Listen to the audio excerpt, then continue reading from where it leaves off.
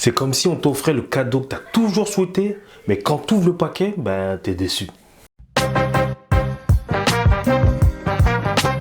Ok, bienvenue à tous sur la chaîne L'avis de Mike, l'émission où je vous donne mon avis même si vous ne me l'avez pas demandé. Donc on part sur la review de Spider-Man No Way Home avec une partie spoiler, avec une partie sans spoiler. Allez, c'est parti. Ok, c'est parti pour la partie sans spoiler. Donc que vous dire? Ben, franchement les gars, c'est pas un mauvais film, mais je suis déçu parce qu'il y avait tant de promesses qui pouvaient être réalisées. Il y avait du potentiel de dingue pour un geek du ghetto comme moi. C'est un rêve que ce film aurait pu réaliser parce que je suis fan de la première trilogie, donc il y a beaucoup de fanservice, il y a beaucoup de choses qu'on aurait pu faire avec tout ce qu'il y avait comme matériel des trois films, hein, parce que c'est un mélange, un mix des trois séries de films de Spider-Man. Donc franchement, voilà, je suis déçu sur le résultat. Alors après, il ne fallait pas s'attendre à un truc de ouf parce que le réalisateur, bah, c'est le même que les deux premiers aux opus. Donc voilà, c'est pas un réalisateur de renom, c'est pas Sam Raimi. Voilà. Donc il ne fallait pas s'attendre à un truc de ouf niveau réalisation, mais quand même, t'avais du matériel, t'avais du potentiel, t'avais des choses à faire, frère. Donc voilà, c'est la déception pour moi qui l'emporte, même si je sais que ce film aura du succès.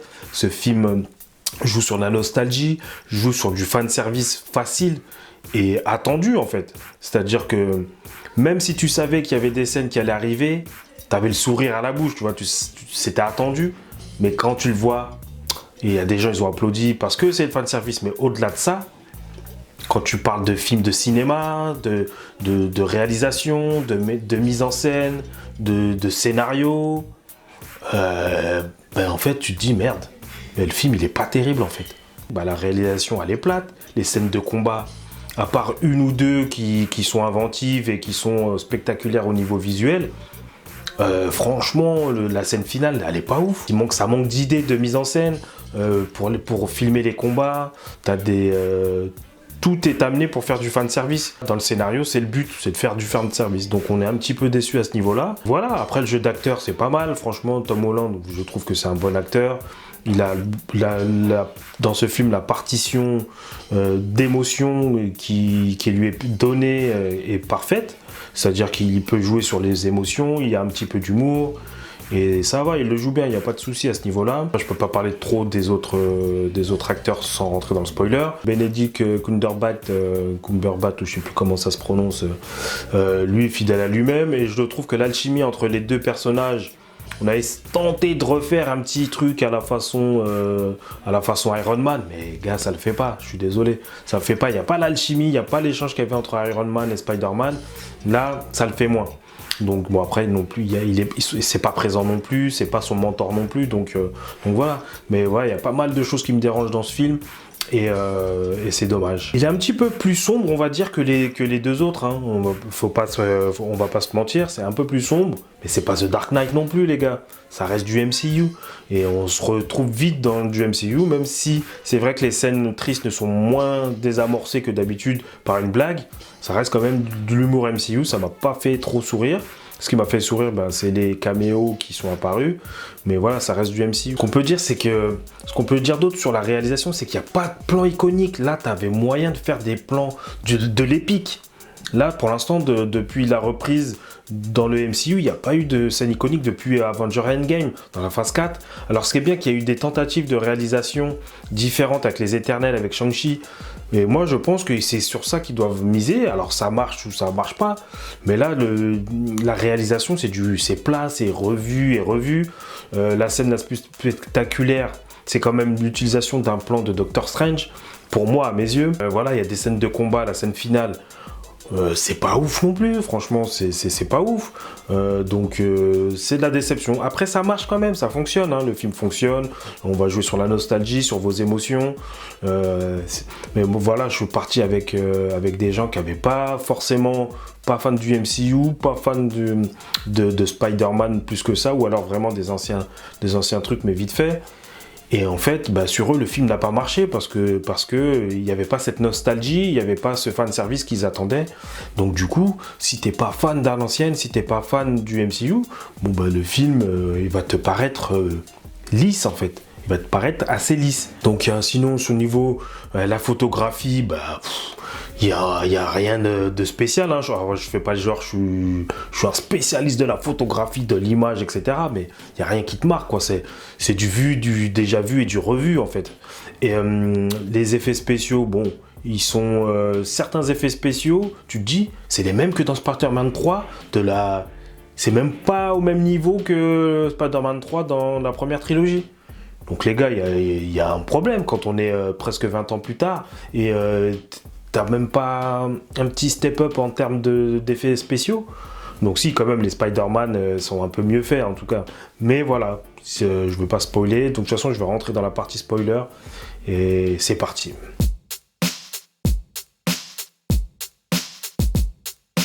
Bon, on va pas se mentir, en tant que fan, en tant que geek du ghetto, ça fait plaisir de revoir Tobey Maguire, frère. Ça fait zizir, comme on dit chez nous. Non, ça fait plaisir. Donc ça m'a arraché un sourire. Même si je trouve que comme il s'appelle, pour Andrew Garfield, c'est bien amené. Mais pour Tobey Maguire, en fait, ils refont 2 fois la même chose. Je trouve le truc j'ouvre un portail et puis je cherche Peter Parker une fois. Et puis quand Andrew Garfield t'enlève le masque, ça te surprend. Les gens se sont levés dans la salle parce que ça fait plaisir. Alors moi, Andrew Garfield, c'est pas du tout mon Spider-Man préféré. Mais bref, ça fait l'effet, ça a fait. Mais 2 fois, ça marche pas. T'aurais pu faire une intervention épique dans une scène d'action, même si ça aurait été un petit peu attendu. Ça aurait fait son effet en fait. Les gens, ils auraient encore plus gueulé. Tu vois, une intervention de Spider-Man dans l'action, je trouve que ça aurait été plus spectaculaire et plus impactant. Là, à part la première d'Andrew Garfield, celle de Tobey Maguire, voilà. Mais bref, ça m'a fait quand même lâcher un sourire. Et bien avant ça, frère, j'ai vu Matt Murdock, Daredevil. Franchement, la série Netflix, la meilleure série Netflix, la meilleure série Marvel, pour l'instant, jusqu'à présent, il n'y a pas à dire. Il n'y a pas photo. Il n'y a pas photo avec toutes les autres séries Marvel qu'ils ont faites jusqu'à présent. J'ai pas encore vu Hawkeye ou je sais pas quoi. Mais là, il n'y a pas à dire. Et quand je l'ai vu, j'ai dit bien, ça fait plaisir. Ça fait plaisir à condition qu'ils amènent le côté sombre, la sombritude qu'il y avait dans Daredevil et la violence. Donc s'ils édulcorent ça à la façon MCU, il n'y a pas de sang, il n'y a rien. Moi, j'avoue, ça va me décevoir. Même si c'est le même acteur, ça va me décevoir un petit peu. Mais bon, bref, ça m'a fait plaisir. J'ai kiffé. Franchement, ça a émoustillé tous mes sens olfactifs, gustatifs, etc. Donc ça m'a fait plaisir de revoir Tobey Maguire et Matt Murdock. Un peu moins Andrew Garfield. Mais bref, passer ce fanservice-là, et qui était attendu en fait, on l'attendait, donc on n'est pas surpris. C'est pour ça que j'ai dit que c'est comme si tu demandais un cadeau, on l'attendait. Dès qu'on a eu l'information que ça serait sur le multiverse, voilà, c'est tout ce qu'on attendait. Mais au-delà de ça, au-delà du plaisir que ça t'apporte, la nostalgie, mais t'attendais que ça soit mieux utilisé. Pareil que les antagonistes. Donc les antagonistes, je trouve qu'ils n'ont pas été super bien utilisés. Donc on va passer en revue un peu toutes les prestations. Willem Dafoe, aucun défaut. Jeu de mots, t'inquiète, t'as capté la blague. Donc non, franchement, c'est lui le meilleur méchant, le meilleur antagoniste. Donc c'est l'antagoniste principal, c'est lui qui fait flipper le plus, je trouve, dans son jeu d'acteur. Octopus, j'ai pas surkiffé. Le lézard, il sert à rien. L'homme de sable, il sert à rien à part faire des effets visuels. Un coup il est gentil, un coup il est méchant. Bon ben, tu comprends pas trop ses motivations. Un coup il dit ouais t'inquiète, moi je veux retourner dans le futur. Et un coup là ouais mais t'inquiète, je vais quand même t'attaquer à la scène finale. On comprend pas trop pourquoi. Jamie Foxx, ça va. Je trouve que je le préfère dans ce film là que dans les films d'Andrew Garfield. Mais c'est pas ouf non plus. Il devrait déchirer tout le monde de l'électricité. Tu as l'impression qu'il a du mal, son pouvoir mal exploité. Par contre, le bouffon vert, je le trouve beaucoup plus puissant que dans la version, ou alors c'est le Spider-Man qui est beaucoup plus faible, mais je le trouve beaucoup plus puissant que dans le 1. Donc c'est étrange, tu vois. Il y a un petit manque de cohérence. Le gars, il a défoncé des murs. Je pense pas qu'il était capable de faire ça dans Spider-Man 1, donc de la première trilogie de Sam Raimi. Donc voilà, ça m'a un peu dérangé, mais sinon le personnage était cool. Qu'il y avait d'autres comme méchants, voilà, ça c'est à peu près tous les méchants. Sinon, les Spider-Man, encore une fois passé le fanservice, leur utilité, à part le côté émotionnel, effectivement, pour consoler sur la mort de Tante May qui m'a énervé dans le film Tante May quand elle lui dit de pas faire ci, alors que ça aurait réglé tout le film. Bon, en même temps, elle était obligée pour qu'il y ait un combat final à la fin. Mais je trouve que son intervention, à part le fait de dire un grand pouvoir impose une grande responsabilité, à part ça sert à rien. Et à part pour apporter un côté émotif et un peu plus sombre et un peu plus triste au personnage de Tom Holland, à part ça, mes frères, elle sert à rien, la meuf. Elle sert à rien, la go. Franchement, à part faire la sexy, bon, moi je suis désolé, hein, mais voilà, c'est pas terrible. Donc ouais, cette scène-là, j'ai pas kiffé. Il se prend une balle et puis après il guérit. Il a un pouvoir de guérison surhumain. On ne l'avait pas dit, ça, on me l'avait pas dit. Non, mais plus sérieusement, voilà, donc les Spider-Man, et puis je trouve qu'on n'a pas exploité Tobey Maguire, frère. Tobey Maguire, il a une tête, il fait 40 piges. Il est plus vieux que les deux gars. Donc il aurait pu faire un Spider-Man un peu comme dans Into the Spider-Verse, un peu plus mentor, un peu plus expérimenté, et qui sert même dans les combats. J'ai l'impression que Spider-Man 1, il sert pas dans les combats. Enfin, il n'a pas plus, à part le fait qu'il a des trucs qui sortent direct de son corps. Voilà, ils ont essayé de jouer l'humour sur ça. Mais à part ça, je veux dire qu'ils se sont pas servis du fait que ils paraissent plus vieux que les deux autres, qu'il est plus expérimenté, et qu'il aurait pu apporter un petit peu un truc genre c'est moi les gars, écoutez-moi, je suis l'ancien, vous faites ce que je dis les gars. Voilà, tac, on fait ça, et voilà, grâce à vos pouvoirs, vos sens d'araignée, on peut faire ça. Donc voilà, à part, je trouve que ça n'a pas été apporté, ça n'a pas été exploité en fait. Ça aurait pu apporter un côté, voilà, il y a différentes générations à des moments différents de Spider-Man dans le Spider-Verse, et ça aurait été un peu plus intéressant, je trouve. Donc du coup, voilà, je trouve que ça a été mal exploité. T'as eu un petit peu peur, mais en fait, non, t'as pas peur. En fait, t'as pas eu peur quand Spider-Man s'est fait planter de Tobey Maguire, parce que tu savais qu'il allait pas mourir. C'était pas... Voilà. Andrew Garfield, franchement, moi, j'ai trouvé...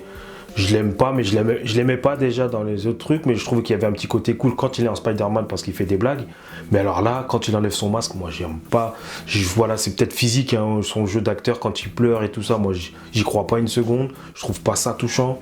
Même si ça fait une référence à l'autre film, mais si t'as pas la ref, franchement, c'est ce que je disais tout à l'heure, si t'as pas la ref ou que tu te rappelles plus des trucs, ça va pas te toucher plus que ça en fait. Tu te dis pourquoi il chiale? Non, tu t'en rends pas compte forcément. Donc c'est vraiment pour les fans, ceux qui ont suivi, mais ceux qui veulent voir un bon film, c'est un film divertissant, spectaculaire. Mais aujourd'hui, ça ressemble à plein d'autres films en fait en termes d'effets spéciaux. Le combat quand il y a les 3 Spider-Man, je trouve que c'est pas terrible, c'est pas exploité. Ils auraient jamais dû faire ça à la Statue de la Liberté. Ça fait penser au combat de Spider-Man justement dans le 2, mais en moins bien. Je trouve qu'ils auraient pu trouver ou faire un combat en mouvement. Et puis il n'y a aucun impact dans la ville, à part le premier combat dans le bâtiment, avec des méchants comme ça, avec Electro, avec l'homme de sable. Il y aurait pu avoir des combats... bon, ils ont fait exprès de prendre un endroit éloigné, hein, j'imagine, mais ça aurait pu pris plus de sens. Et puis même la quête du combat pour la petite boîte, franchement, les gars, ils sont partis, ils savaient très bien que cette menace pesait sur eux, mais ils ont rien fait pour la récupérer. Ils s'en battaient un petit peu les couilles, en vérité. Donc je trouve ça bizarre, en fait. Je trouve ça dommage. Donc, mais ils auraient pu faire des trucs de malade avec le matériel qu'ils avaient. Ils avaient les 3 Spider-Man, ils avaient au moins 6 méchants. Ils avaient Doctor Strange. Ils avaient de quoi faire un truc de ouf. Ils avaient le multiverse comme délire. Ils auraient pu nous emmener loin. Ils sont restés en bas, frère. T'as v'là les acteurs, t'as v'là le potentiel, et tu fais un truc dans le quartier. Tu vois, tu peux faire un Zénith, tu peux faire un Bercy, tu fais une MJC. Donc frère, c'est ça qui est dommage. C'est ça, moi, ce que je retiens sur ça. Alors oui, il y en a qui... Ça va marcher, le film, il va marcher. Il va générer des millions. Les gens vont attendre, vont kiffer la voir. C'est de la nostalgie, c'est du fanservice. Mais est-ce que c'est un bon film Spider-Man? Ben moi, je reste sur ma première trilogie, pour l'instant, toujours inégalée, frère. 20 ans après. 20 ans après, Sam Raimi. Pourquoi? Parce qu'aussi, on met en bannette un vrai réalisateur. Le gars, il a aucune idée, en fait, pour filmer les Spider-Man, pour filmer les scènes d'action. Alors, il met plein d'effets spéciaux, ok, mais il n'y a pas de magie, en fait, je trouve. C'est dommage. Et t'as Doctor Strange. Magie, Doctor Strange. Et comme je disais, en fait, il y a un problème au niveau de... voilà, des scènes iconiques, de scènes iconiser les super-héros. On parlait de Zack Snyder, on parle de gens, de Sam Raimi qui savent iconiser leurs super-héros. Là, notre super-héros, il n'est pas iconisé. Même quand on croit qu'il va tuer le bouffon vert, on n'y croit pas. Quand il y a les trois réunis, il y a peut-être un plan qui fait un peu frémir dans le caleçon, mais sinon, voilà, c'est pas terrible. Il n'y a pas de quoi fouetter un chat, on va dire. Et c'est ça qui est dommage. C'est que par rapport à la promesse qu'on pouvait s'attendre, bah, on est un peu déçu. Et c'est dommage. Ensuite, il y a la scène post-crédit. Franchement, l'utilisation de Venom juste pour ça, c'est tout pourri, frère. C'est tout pourri. Mais pourquoi ils ont fait ça? Juste pour laisser un petit bout de Venom? Non, là, c'est encore une fois une mauvaise utilisation du Spider-Verse. Alors peut-être qu'ils voulaient garder ça, c'est les univers séparés.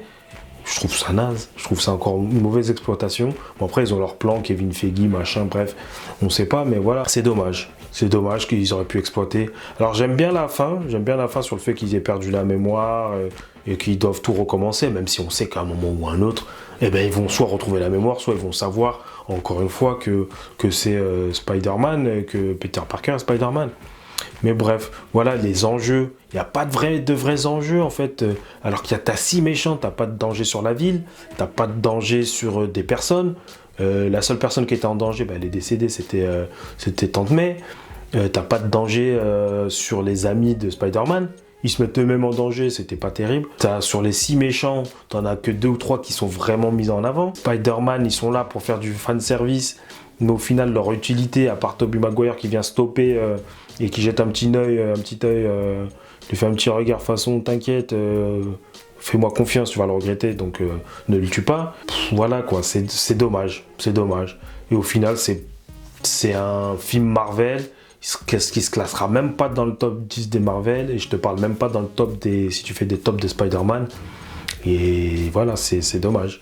C'est dommage. Ils auraient pu glisser sur la pente Spider-Verse un petit peu pour s'inspirer de ça, pour faire ce qui a marché dedans, pour iconiser un petit peu mieux les Spider-Man. Je trouve que c'est dommage.